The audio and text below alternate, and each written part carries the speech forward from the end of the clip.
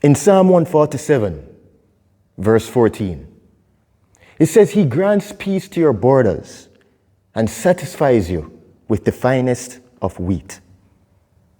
As you crunch and flex your abdominal muscles, remember that God grants peace and satisfaction to your inner being. Just as a strong core supports your physical body, faith in Jesus Christ fortifies your spiritual core, bringing stability and peace amidst life's challenges. So crunch your worries, flex your faith, and trust in God's provision for your life. I'm Roman Hunter. Welcome. Today we're going to be talking about the seated crunch. The seated crunch. Now, this exercise primarily targets the abdominal muscles, primarily the rectus abdominis, and it's an exercise that can be done pretty much anywhere. Once you find a seat, you can sit on a wall, you can, sit on a chair, you can sit on a bed, it could be done on a couch if you have a hassock, it can be done in the gym, it can be done in the park, once you have a bench, it can be done at home, So it's an exercise that can be done pretty much anywhere, and it's an exercise for all ages, for anybody. Anybody can do this exercise. It's not an advanced exercise, it's a pretty relatively simple and light exercise that you can do, but you really need to understand the concept behind it though, all right? So the whole thing is just to keep the core braced. Keep the core braced. As I've said in my previous videos, whenever doing a core exercise or a core related exercise, you need to keep your core braced. And even in the other exercise as well, it's important to keep the core braced, because what it actually does is that it stabilizes and supports your spine.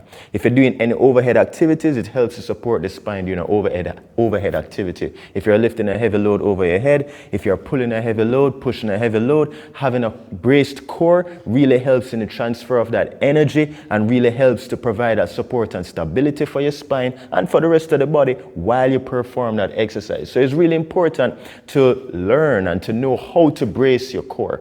All right. So again, you find your belly button or your navel. You move your fingers to the side. So you find your belly button. Move your fingers to the side, just below the last rib. Breathe out. Breathe out, and you feel the fingers popping out and away from your abdomen. Okay, as if you're about to brace your core or tense up in preparation to receive a punch in your stomach. As if someone is going to punch you and you're tensing up, and you're tensing up to receive that punch. That is what I mean by bracing your core. Okay, and you maintain that tension throughout this exercise. All right, you have to maintain that tension throughout this exercise, or you're not going to really feel anything from it. Okay, so you're in a seated position. You're not leaning back on the backrest of the chair. You're sitting up, make sure the hips are at 90 degrees, knees are at 90 degrees, feet are flat on the floor like this. Put the hands behind the ears, elbows out to the side. So the hands behind the ears, not behind the head, but behind the ears, okay? Keep your core nice and braced, keep it tensed, and what you're actually doing is just bringing it down. So maintain the tension in your core, and your crunch. It's not a big crunch, it's not doing like this. And you're not keeping your stomach loose, keep it tense, and crunch. So you're crunching in. You're not bending down, you're curling inwards. If you want, you can use your hand for feedback. Put your hand on your stomach and crunch. You should be feeling the abdominals tightening.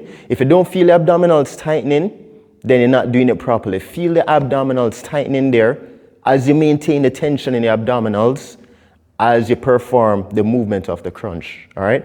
It's not a big movement, it's not an exaggerated movement, it's a very slight movement, just like as if you were lying on your back, your knees bent, you're lying on your back, and you're just lifting the shoulder blades, just enough for the shoulder blades to clear the bed or to clear the floor. Same principle, same concept as in a seated upright position, all right? It's not anything too big, you're not coming all the way up into a sit-up position, you just crunching just enough. Imagine that your back is against a wall or you're lying on your back, just enough for the shoulder blades to clear. And this is it. This is the movement. If it is that you want to involve a little bit more of the lower portion, what you can do is notice the toes, all right?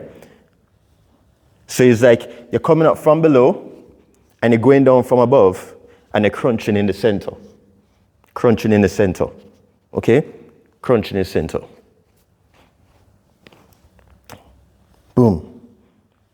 So this is it. Seated abdominal crunch. Show you from front view here. So try and keep your head looking ahead of you. Don't look down. When you look down, you tend to bend the neck. So don't look down at the floor when you're doing it, because what will happen is that you're going to, looking down leads the rest of your body into a curled position, into an exaggerated forward flexed position. You don't want that, all right? So keep your head looking ahead. Keep your head in a neutral position, looking ahead of you. Like on the floor ahead of you. And you're maintaining that position. Don't move the neck. Keep the head steady. Keep the eyes steady as you have your gaze fixed at a particular point ahead of you. Perform the crunch. Keep the core tight. Maintain the tension in the abdominals. Initially, it might be a little bit tricky, but as you continue to practice, you can use one hand, feel the abdominals tighten, feel the tension building. You'll begin to get the hang of it.